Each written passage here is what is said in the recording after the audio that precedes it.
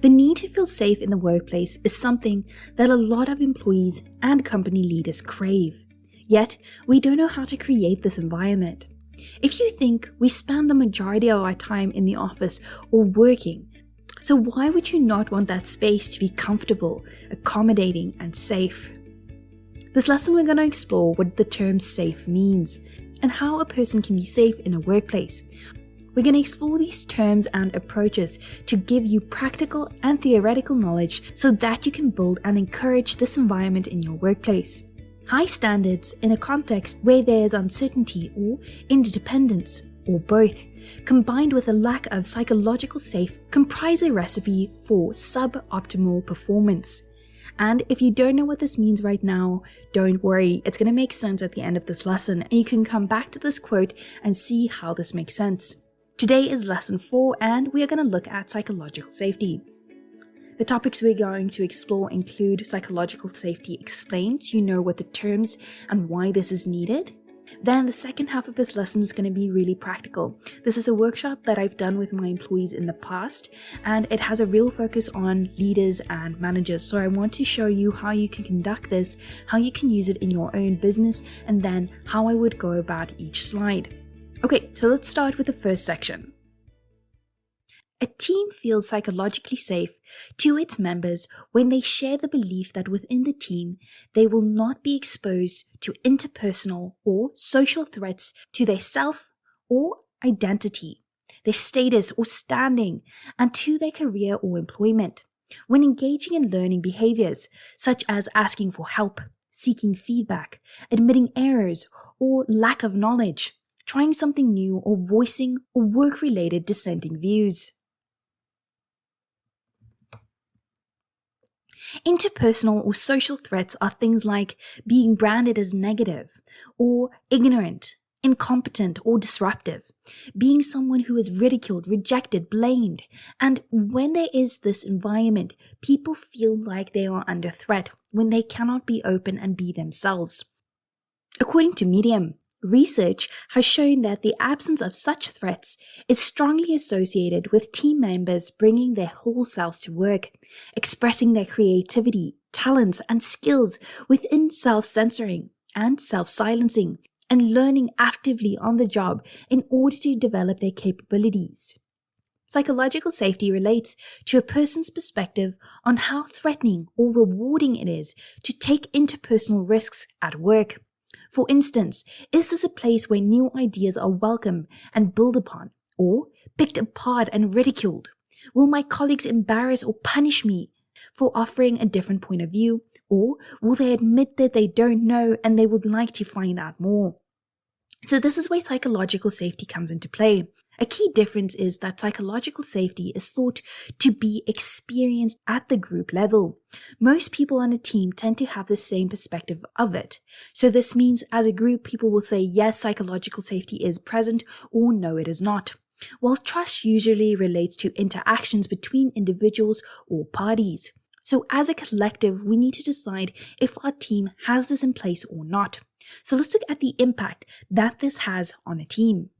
Research across different industry sectors and teams of different configurations in different countries has found that teams with psychological safety are identified and distinguished from psychologically unsafe teams on the basis of what team members say about how they present themselves at work, what team members believe and say about their colleagues in the workplace. We look at things like culture, norms, and how people perceive that, and if they are able to share their own point of view. So what is psychological safety and why is it so important?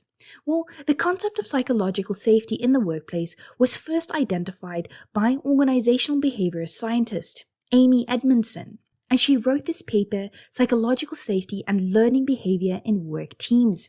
So everything is based on that, and from this paper, and everything grew into the point where now managers and leaders and company leaders are acknowledging the importance of this practice for team development and for a company to improve their performance and the way that they work with their employees. Feeling safe and secure and being able to work without the fear of negative consequences, even when you make a mistake, relies heavily on feeling psychologically safe in your workplace. This means that people are comfortable being themselves. In psychological safe workplaces, diversity is respected and interpersonal risk is encouraged. Above all, team members respect each other and feel accepted. This feeling is like taking a leap and knowing that you will be caught. So we have all these things in place. We want a diverse group. We want to be inclusive. We want to have a place where people are creative. But if you don't have psychological safety in place, you can create systems and it will not work. You need to create an environment, a culture of psychological safety for people to be themselves and to speak up. Unless you have this in place, people will feel unsafe and then a flight or fight response kicks in. When this kicks in, you will see negative behaviors from employees, and a lot of managers and leaders tend to miss these cues. So that is why focusing on this is so important. So let's look at psychological safety insights. According to PsychRec, humiliation, blame, criticism, and bullying create workplaces where employees are filled with fear.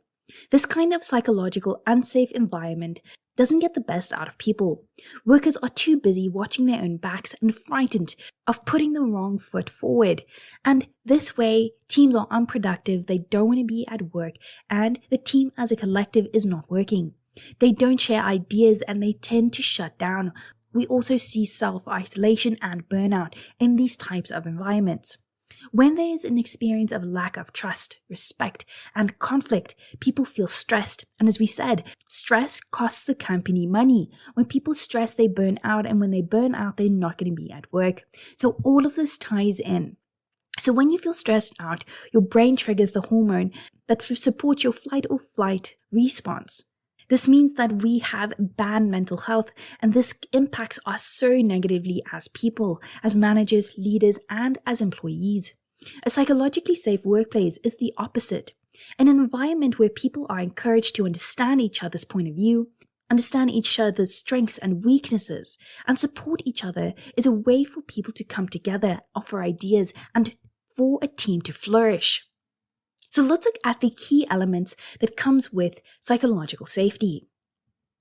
According to Medium, in teams that are psychologically safe, team members feel comfortable to be themselves and to actively learn on the job with their colleagues. Team members do not feel like they have to wear a mask at work, hide their flaws, or things that they feel they are lacking. Instead, they can show up to work and be honest about their vulnerabilities and the things that they are lacking. In psychologically safe teams, team members express mutual respect, trust, and interest in each other as people. Team members do not attack each other's point of view, knowledge, experience, competencies, motivations, personality, or characteristics. Opinions and arguments are still within the team, but the way they express themselves is encouraging and it creates a better environment for discussions. The most diagnostic topics of whether a team feels safe or threatened is when you look at mistakes, near misses, failures, and things that they could not get together when people don't have the same opinions. You can use this to see if the team is safe or not. And based on this, you can evaluate the norms and the culture of that team.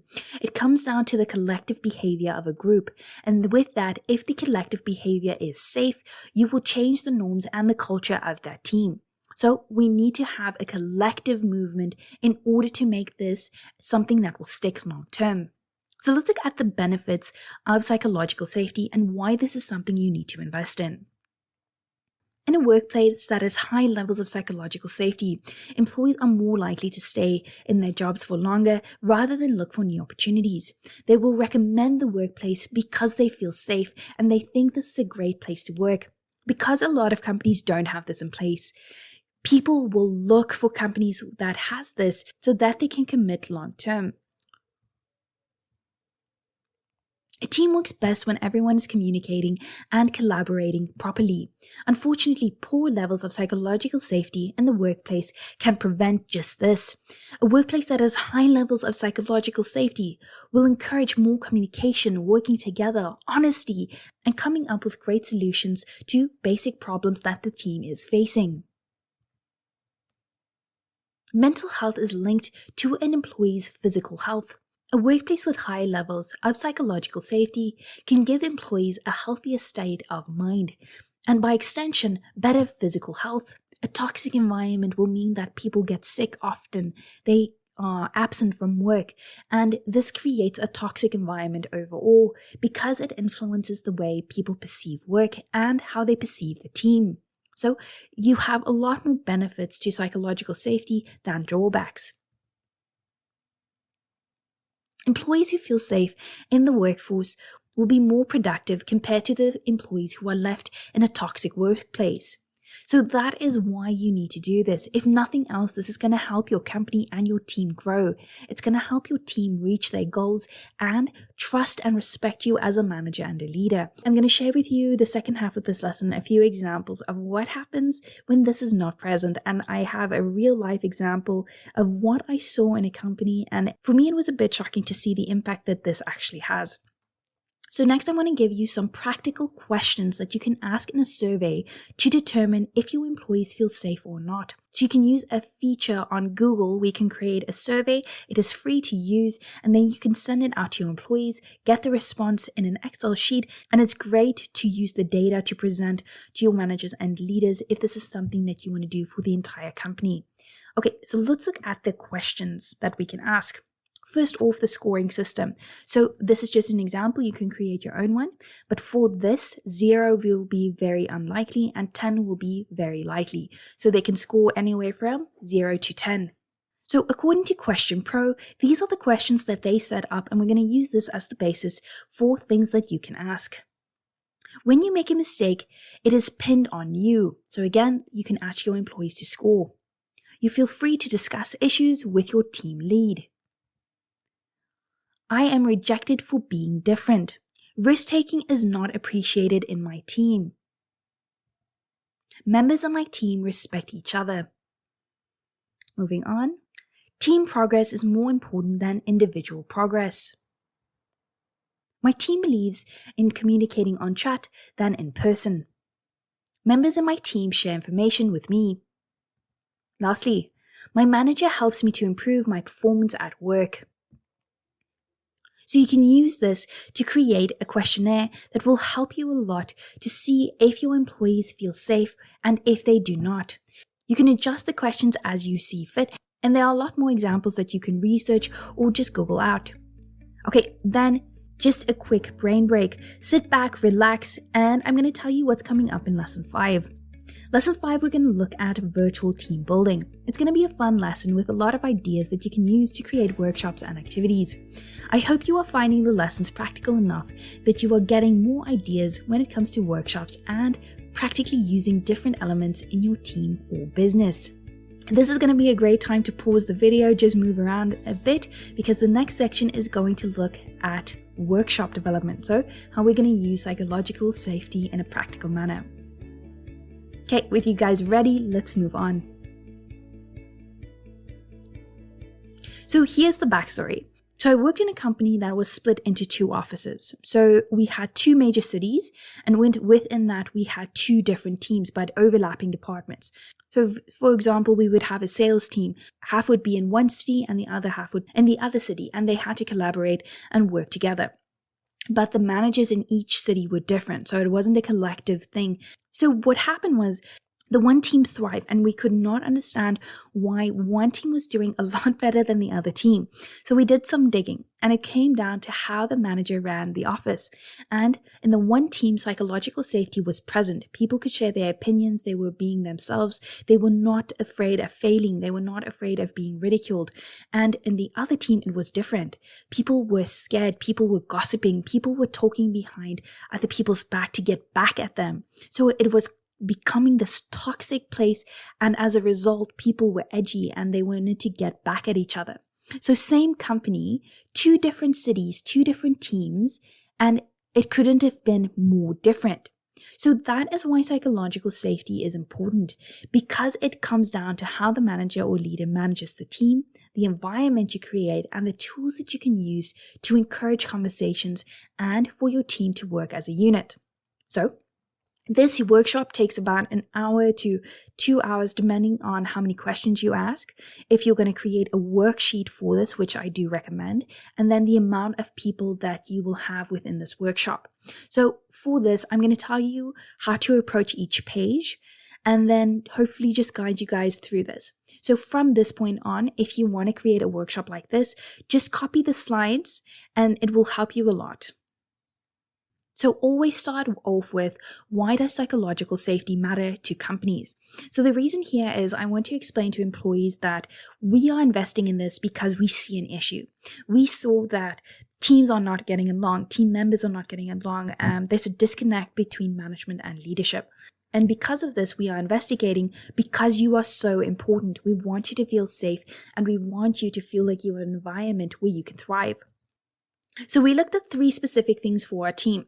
So first off, the company is looking at a way to improve productivity. And a lot of companies do this and they don't know how to go about it because they are looking at time management, how to motivate, how to get rewards in place, yet it doesn't work. If you tell someone that if you work really hard, I'm going to give you a 10% bonus. That's great and all, but if you don't give them an environment where they have resources, support, and a way to do it, even though the money is there, they won't be able to get it. And over time, motivation falls. Next, employees are burning out and not happy at work. And this has been a common theme throughout the majority of the lessons that we've spoken about. Employees burn out because of resources, managers, being overworked, being given so many tasks. So having a team where people feel like they can speak up, say when something is too much, when they have mental health support, and when they feel like everyone is open and honest, you'll have teams where people won't burn out because you've created a psychologically safe environment. So this is linked to performance appraisal. You see teams that are highly motivated with psychological safety in place and their performance appraisals are a lot better. Their results are better and you can track it. So statistically, these employees do better than those who don't have it. And this comes down to how we approach performance appraisals. Another thing to think about is that managers and leaders can involve psychological safety into performance appraisal. When you have a feedback session and you're talking about how the employees are doing, you can have a session where you can talk about if they feel safe, if they feel comfortable, and how you can improve it for the team. Next up, so the workshop that I did was for managers and leaders. I think this page is important for various reasons. If you have an upcoming team, you want people to acknowledge the difference between being a manager and a leader because it's going to help your upcoming managers and leaders to identify the good and the bad and start thinking about it, preparing, and then also show them what the company is looking for long term. So if you're looking at leadership, good to help them. If you're looking for upcoming people, this is a good way to guide them. And for your existing managers and the leaders, it's just a good way to shake it up a bit. Okay, so how would I approach this page? Well, I want to talk about the differences between what is a boss and a leader. Well, typically a boss is someone that drives employees, depends on authority, inspires fear, and someone that says I. A leader is known for someone who coaches people, works on goodwill, generates enthusiasm, and will say we. Well, I've never liked the comparison of saying that a boss is someone that tells you what to do and a leader is this graceful person who comes in and inspires you. I don't think it should be that anymore. In the past, I know this has come up because a lot of bosses and leaders have reacted in that way. But as we see the generations changing, we need more managers and leaders to bridge the gap. It's not important anymore to just be one. Here, a good tip is to ask the people in your group which one they identify with more. So for example, I would ask an employee, do you think you are more of a manager or a leader? And then explain to me why. Then go around the room. The idea is to ask everyone to have a say. Don't expect everyone to volunteer. And for some personalities, they don't like volunteering. So if you ask them, they might like contributing in that way. Okay, so based on their answers, move on to the next page. So once everyone has identified themselves as a manager or a leader, you can talk about the new approach. Being one or the other isn't important anymore. You need managers and leaders to be both. Anyone can be a manager or a leader, but Understanding what situation needs which approach is the key, and that is where people specialize. Because they understand the function of both, they can use the characteristics, styles, approaches to look at a problem and say, okay, I need leadership characteristics here, or I need more management approaches. For your upcoming employees, we need to have more managers and leaders. The reason we're focusing on this in the beginning of this session is to set everyone up so that they know who they are in this role. So you are empowering your employees before moving on to the actual psychological safety portion of the lesson. So next up, we're going to look at why aren't companies investing in psychological safety? Well, high performance. Companies want to maintain and improve productivity. Next, the evolution of work. Flexibility is needed. Office times are changing and employees are looking for more autonomy. So a good reason here is to ask your employees questions. So I would go around the room and ask them, one, do you think there is enough flexibility in the company? Do you think the office times are still relevant? And if you can change them, how would you do this? Lastly, do you think there is enough autonomy in the workplace? And give me an example of where you had a lot of autonomy and where you didn't have enough. So keep in mind, keep asking questions. You don't want to speak the entire time. You want to have that interactive workshop where people are taking notes, where they are speaking to you, and where this is a continued conversation. Okay, another reason is responsible leadership. So companies want this because we need leaders to understand employees. We need mental health focus and continuous support. Then again, asking questions. Ask your employees, do you think the leadership in this company understands employees? Do you feel like we know your personality? Are we investing enough time to understand you as a person? Then you can ask for mental health suggestions. How could the company improve to support the mental health of the employees? And finally, could you explain to me a situation where you had enough support or where you needed more? And how can we create a program that gives you continuous support as an employee? Okay, lastly, we're going to look at changes. So the reason why companies look at psychological safety is because everything is changing. We're getting new technology, remote work, virtual working, and generational changes. You don't have the same needs in every generation, as we said, and as younger generations are coming into the workplace is forced to change and forced to come up with new ideas and approaches to work with these employees.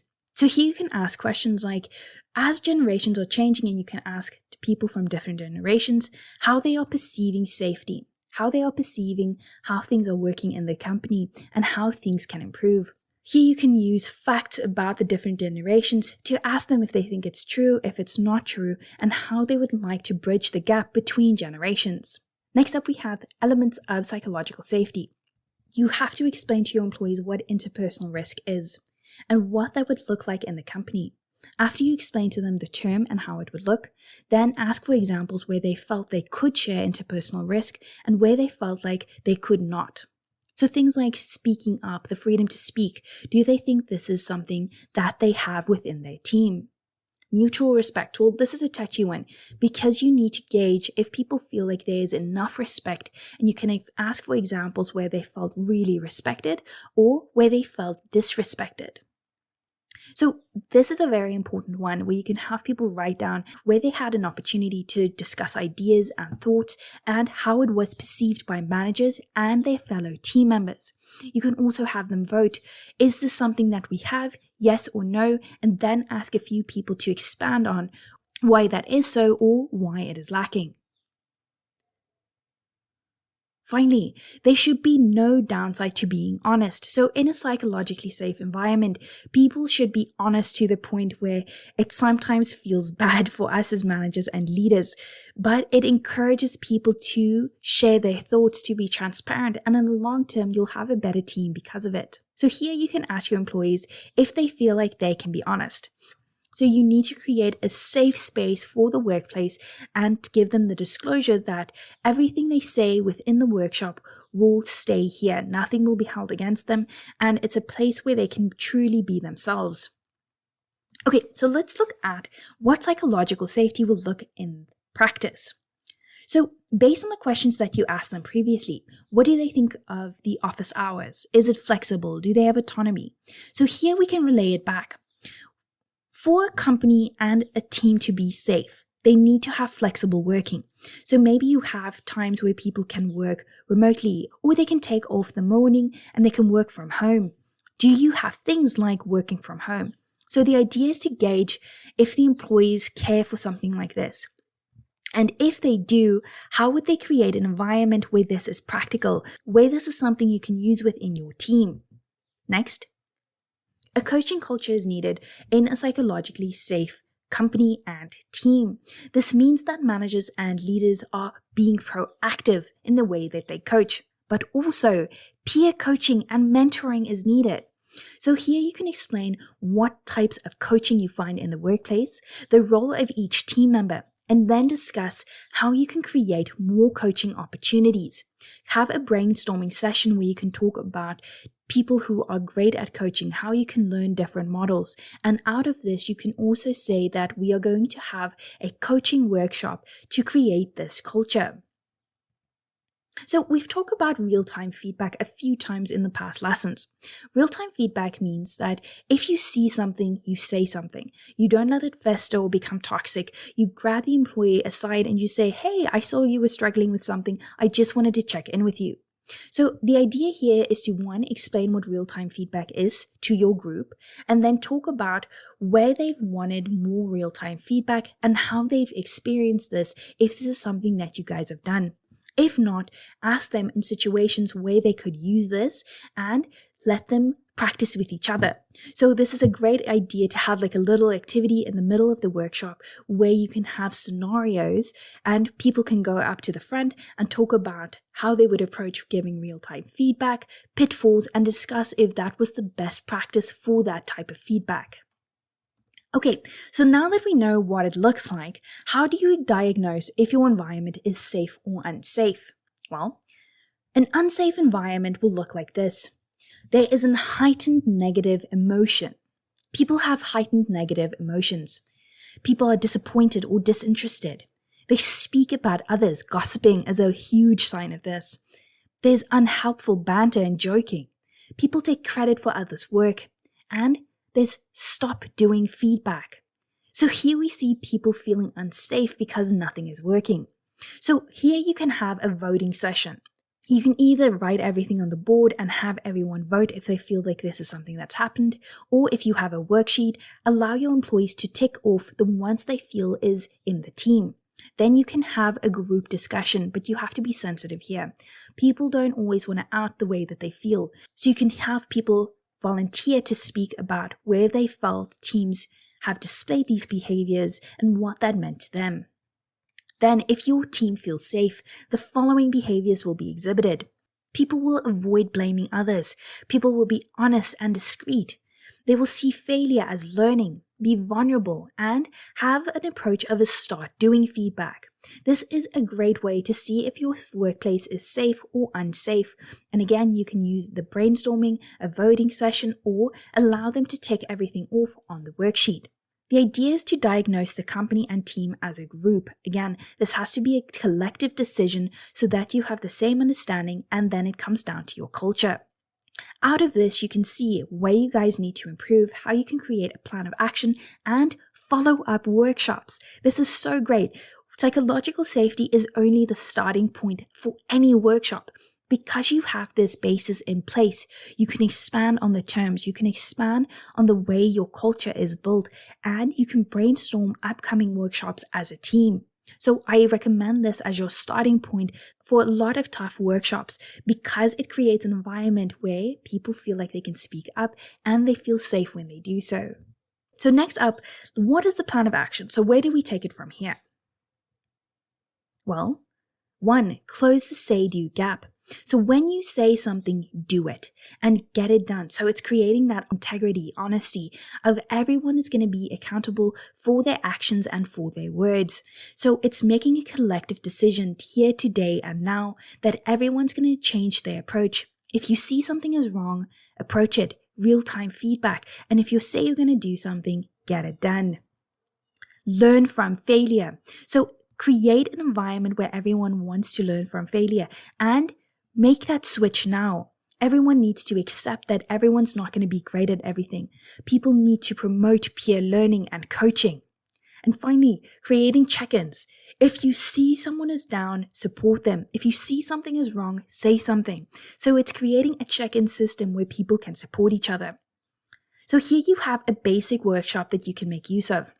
Again, you can add different questions. Make sure you brainstorm at each section. You can create worksheets out of this workshop, and it's going to be amazing. It's going to mean that your team sees that you as a team leader or manager, that you're investing in something like this that's going to change their lives. It's going to change the way they feel about the company. It's going to mean that they know future workshops are coming up and that they are involved. You are making a change where they had a say, where they could share their opinions. And it's not just something that the company says they're going to do.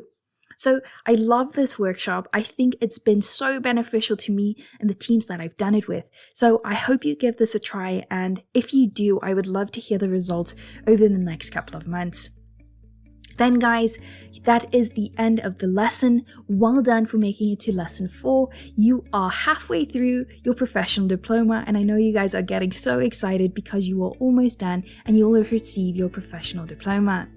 In lesson 5, just a reminder that we're going to check out virtual team building, and we're going to build on this idea of creating workshops and practical activities that you guys can actually use.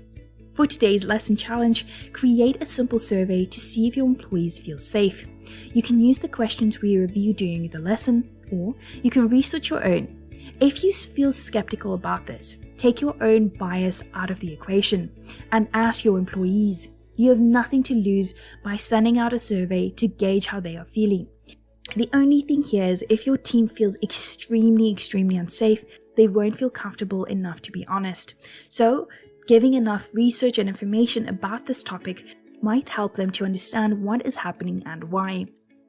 Then I cannot emphasize the importance of psychological safety enough, because I've seen the impact of it being present in one team and not in another, in the same company.